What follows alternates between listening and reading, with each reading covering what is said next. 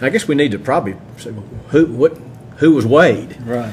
and it was Wallace Wade, and he coached at a really early in the they say 1919, 1920s football seasons, and he came to coach at a private school that was on the East Lincoln facility. And I guess we need to probably back up. How did I get interested in it?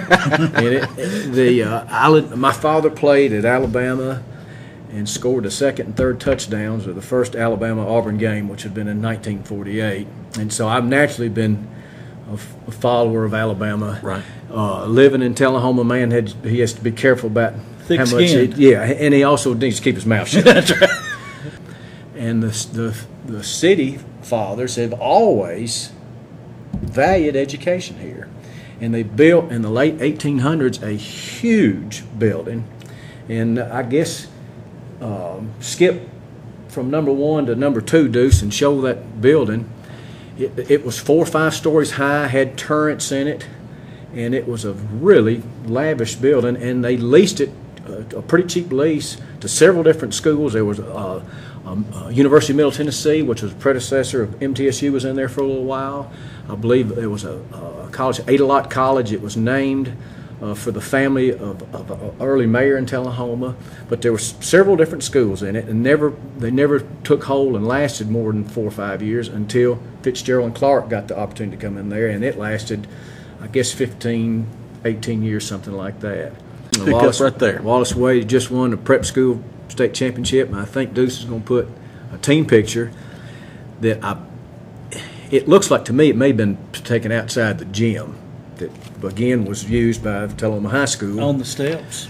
No, Because it's to the side. The folks who are listening, it is the East Middle School gymnasium that we went through in the early 60s, and that front had big old white columns, and it had at least 10 that or was a 10 or Fitzgerald Clark 15 gym. Steps to get up in there. And I remember it's a beautiful building.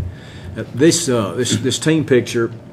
Of course, we won't have time to go in and identify all the players, but he had 11 players commit to play college football, and they all divided up between Vanderbilt, UT Chattanooga, and Washington Lee. Washington Lee at that time played big time football, and one of those died of pneumonia in the spring. But all the other 10 all went and played, and one of them played really well. A guy named, his last name I believe was Bomar.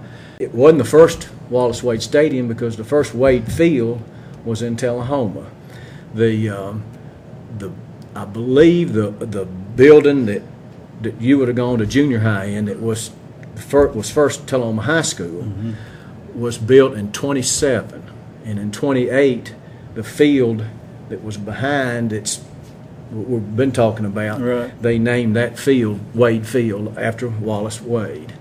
And I looked up today from Coach Allen, from Tommy Allen's records again, from 36 to 55, the total scores. There was 3 coaches then that coached the Lloyd C., George Swing, and then Creed McClure. That's a field house is named after. Right. They had records that would accumulate 138 wins, 55 losses, and 16 ties. So it was a really good era of high school football for Tullahoma then, all on Wade Field. Yep.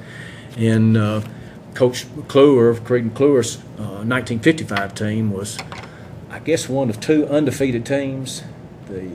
Coach Oliver's had 1 undefeated regular season, and the first one previous, only one previous to that, I believe, was Coach McClure's 55 team, and I think Deuce has got a picture of that of that team lining up.